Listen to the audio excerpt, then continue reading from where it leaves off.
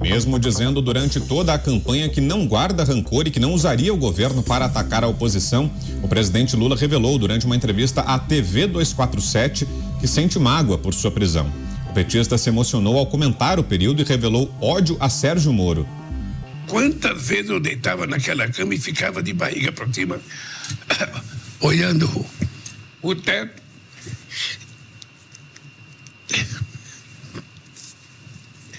Realmente foi assim muito duro, né? De vez em quando ia um procurador, entrava lá de sábado ou de semana para visitar se estava tudo bem. Entrava 3 ou 4 procuradores lá e perguntava tudo bem, falava, não está tudo bem, só vai estar bem com esse Moro. O petista se emocionou ao comentar o período, revelou ódio a Sérgio Moro e durante a conversa disse também que não quer um amigo seu no Supremo Tribunal Federal. No entanto, fez uma defesa do nome de Cristiano Zanin, seu advogado pessoal na Lava Jato, para a vaga de Ricardo Lewandowski. Segundo o petista, Zanin é a grande revelação jurídica dos últimos anos. Durante uma entrevista também nesta terça-feira, Sérgio Moro respondeu aos ataques feitos contra ele por Lula e disse que a fala gera risco até para sua família. Por fim, o senador pediu fim ao que chamou de vingança do povo brasileiro. Vamos a Brasília? José Maria Trindade chegando agora aqui com a gente para analisar essas falas do presidente Lula e essa resposta do senador Sérgio Moro. Salve, Zé, boa noite. Não é exatamente uma entrevista, uma conversa ali entre aliados e amigos, né? Muito boa noite, meu caro Vitor. Boa noite, Pavinato, boa noite, Mota, boa noite, Dantas. E boa noite especial a você que nos acompanha sempre aqui nos Pingos nos Is. Olha, não é novidade, o presidente Lula está mais rancoroso do que nunca, está muito seletivo e até amigos muito próximos dele me dizem que ele mudou. Saiu um Lula diferente deste episódio. Um Lula choroso, emocionalizado e não trabalha mais politicamente como antes. A política não pode ser feita pelo fígado, e sim com o pensamento e principalmente com ideias que possam convencer. Um líder não é líder dele mesmo e nem sozinho, é um líder de todos, e é assim que deve ser um presidente da República. Depois das urnas fechadas, o que assume, ele se compromete a ser um líder de todos, presidente de todos. Isso é o início de qualquer tipo de gestão. E Lula está prometendo aí ser uma pessoa vingativa na presidência da República. E é interessante como as coisas mudam, né? Como as coisas mudam. É o tal ódio do bem. Ou seja, Lula pode ser vingativo, rancoroso e odiar. Outras pessoas não. Eu entendo que o presidente da República e até deputados federais e senadores não podem pensar com ódio no coração, porque eles estão ali representando o povo, mas para um bem comum, o bem da nação. Eu queria aliviar essa carga do senador Sérgio Moro, o ex-juiz Sérgio Moro. Naquele momento, ele não era Sérgio Moro, ele era um juiz concursado, ele era o Estado, ele era o Poder Judiciário. Mais do que isso, vamos colocar no plural, as sentenças de Sérgio Moro na Lava Jato foram reformadas para cima, com penas aumentadas, inclusive para Lula, nunca para baixo, com inocência ou absolvição ou mesmo redução de penas. Então, se esse ódio dele, do Sérgio Moro, ele tem que ser distribuído em todo o judiciário. Sérgio Moro, repito e insisto, estava ali em nome do judiciário. Sérgio Moro estava ali representando o Estado brasileiro na sua parte do judiciário. E isso não há como fugir. E lembro que as sentenças de Sérgio Moro, né, foram confirmadas na segunda instância, né, através de um colegiado e por unanimidade, e também no STJ, Superior Tribunal de Justiça. Acho que o Sérgio Moro tem razão.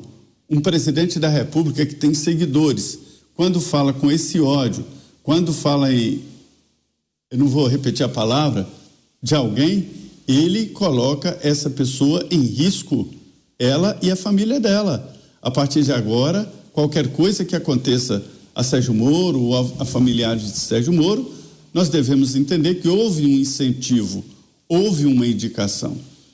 E não é só essa parte de ódio do Sérgio Moro, não. Lula dá dicas ali, como essa história de não reconhecer a economia, de ser ele por ele, de que não está bem da cabeça, não. Um presidente da República não desce a detalhes assim.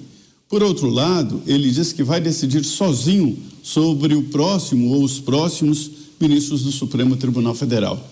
Não é verdade. Um presidente da República não pode decidir o ministro do Supremo pelo coração. Tanto é assim que a própria Constituição coloca o tal freio, que é o Senado Federal.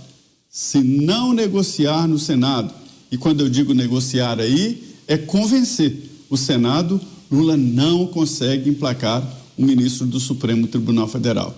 Só se os senadores forem gentis demais em endossar uma indicação do bolso do colete de Lula. Ele não está com essa bola toda, não. Ele teve que adiar o arcabouço fiscal porque não tem voto. É simples assim. Disseram para ele, olha, isso aqui não passa pelo Congresso Nacional. Ele recuou e está inovando. Em vez de fazer um projeto e aprovar no Congresso, conseguindo maioria, ele quer a maioria no Congresso fazer o projeto. Isso não existe, ninguém apoia o que não existe. Então, são sinais claros de que Lula está com dificuldade pessoal. Você, Cláudio Dantas, que nos diz, Dantas, de tudo isso que ouvimos de Lula nessa entrevista, ou como disse o Zé, nessa conversa com aliados, com jornalistas simpatizantes, tanto sobre os ataques que ele fez a Sérgio Moro, quanto sobre as pistas que ele deu em relação à indicação dele ao Supremo Tribunal Federal. O que achou disso tudo, Dantas? Olha, é um completo absurdo que um presidente da República diga algo assim e passe incólume. Não há reação do Congresso. Isso aí deveria dar um processo de impeachment. Por quê? Porque ele está admitindo e vai fazer e está fazendo uso da máquina pública, do cargo, da função de presidente da República para uma vingança, para uma vendetta pessoal. Se ele falasse isso em qualquer outro momento, seria uma reação dele emocional. Mas não, ele falou isso dentro do Palácio do Planalto, na condição de presidente da República, aí por uma entrevista para uma imprensa amiga, né? Muito confortável, falou à vontade, sem qualquer tipo de constrangimento, sem corar as faces. É muito simbólico, porque isso vem na esteira de uma série de discursos, desde a época da campanha. Lula subiu ao palanque diversas vezes e fez um discurso raivoso, cheio de ódio, mas que o seu marketing e a sua militância identitária conseguiram transformar numa narrativa de amor, de defesa da democracia. Lula nunca foi um democrata. Lula tem um DNA autoritário. O PT, ele é hegemônico, ele tem tendência a implementar a sua própria visão de mundo. E isso não é política. Isso não é política. Isso está longe de ser política. E essa visão, ela está contaminando todas as áreas do governo. Não escapa nenhuma. Vai da área cultural até a economia, como a gente falava aqui antes de entrar no ar ainda no YouTube. Está transformando, trazendo esse embate do bem contra o mal. Nós temos superioridade moral sobre qualquer outro interlocutor da República, sobre qualquer outro partido, qualquer liderança partidária, qualquer parlamentar, qualquer agente empresarial, né? Qualquer integrante, representante da indústria. O que vale para o PT, o que vale para o Lula é a sua visão de Brasil, sua visão de mundo, que é uma visão absolutamente distorcida. É preciso que o Congresso se erga, não fique omisso como esteve nos últimos anos. Ele precisa se erguer, precisa convocar ministros do Lula, como fez agora, está fazendo agora com Flávio Dino, precisa representar o governo, precisa pressionar o Supremo Tribunal Federal. O Senado precisa se fazer ouvido, não pode, Rodrigo Pacheco não pode ignorar declarações como essa. É inacreditável que se diga algo assim em qualquer país civilizado. Se o presidente da República diz que quer ferrar um suposto adversário e só se tornou adversário, Moro só se tornou adversário porque a defesa de Lula, sem qualquer condição técnica de rebater, de desmontar a acusação, de refutar a acusação do Ministério Público, construiu uma narrativa pública de embate, de perseguição política, de uma grande conspiração que naturalmente não poderia envolver apenas o Sérgio Moro, teria de envolver todo o Ministério Público, a Receita Federal, desembargadores, a segunda, a terceira instância, auditores fiscais, Dantas, perícias, peritos, teria de envolver todo mundo, o que é impossível. Nós sabemos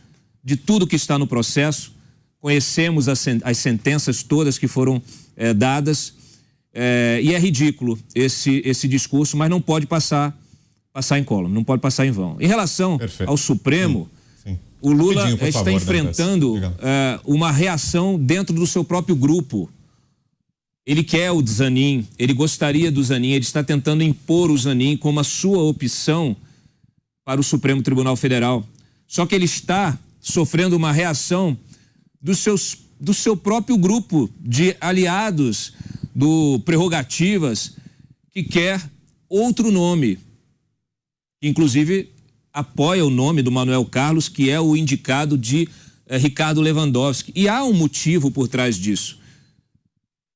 Quando você conversa com agentes, com integrantes do judiciário, com operadores do direito, com gente que conhece o Zanin, que conhece o Manuel Carlos, eles separam os dois da seguinte maneira: o Zanin é um ótimo advogado, mas ninguém sabe o que ele pensa sobre grandes temas constitucionais, temas relevantes para a sociedade. É diferente do que acontece com o Manuel Carlos, que trabalhou aí mais de 15 anos com o Lewandowski. Todos sabem o que ele pensa igual o Lewandowski, porque era responsável inclusive por diversos votos. Então, sim, todos conhecem o pensamento dele. Então, eles defendem alguém que eles conheçam, porque eles não sabem qual será a atitude do Zanin, uma vez que ele coloque a toga e sente lá no lugar do Ricardo Lewandowski. Então, essa briga, ela vai ser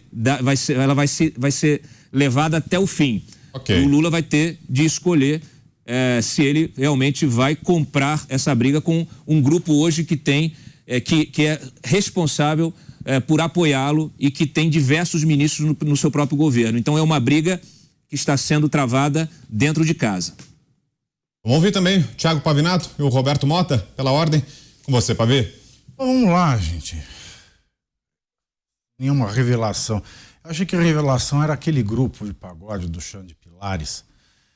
Mas eu fico mais assustado mesmo quando eu vejo que os gritos que mais me ofenderam ao longo do segundo turno do pleito eleitoral foram os odiosos gritos de "o amor venceu". Já ouvi: fascista, se acostuma que o amor venceu. Na mesma ordem de faz o L, o amor venceu é a tônica. Eu já vi jornalistas escrevendo: acabou a grande noite do fascismo. Coitados. O que nós vemos aí é o líder que fala como Mussolini falava. Basta você pegar todas as biografias de Mussolini, você vai encontrar mais pontos de identificação de Mussolini com Lula do que com qualquer outro político que já foi presidente do Brasil. É um desafio. Você duvida? Pegue todas as biografias, você vai se sentir lendo nos arroubos de grandiloquência, de magnanimidade, ouvindo falas do presidente atual do Brasil.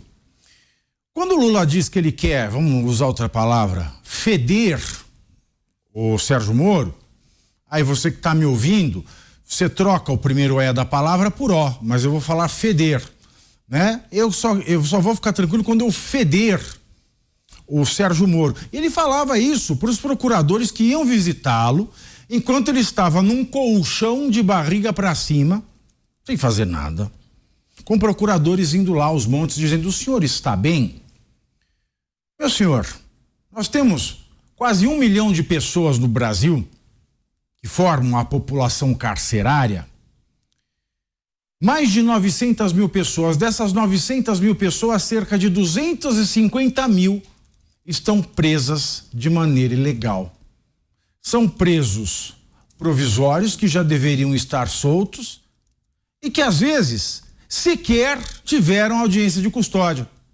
E eles estão em cubículos, eles estão dividindo pouquíssimos metros quadrados com dezenas de outras pessoas sofrendo abusos sexuais, violências de toda sorte, sendo angariados para facções criminosas. Eles vivem em chiqueiros como porcos com cangas no pescoço.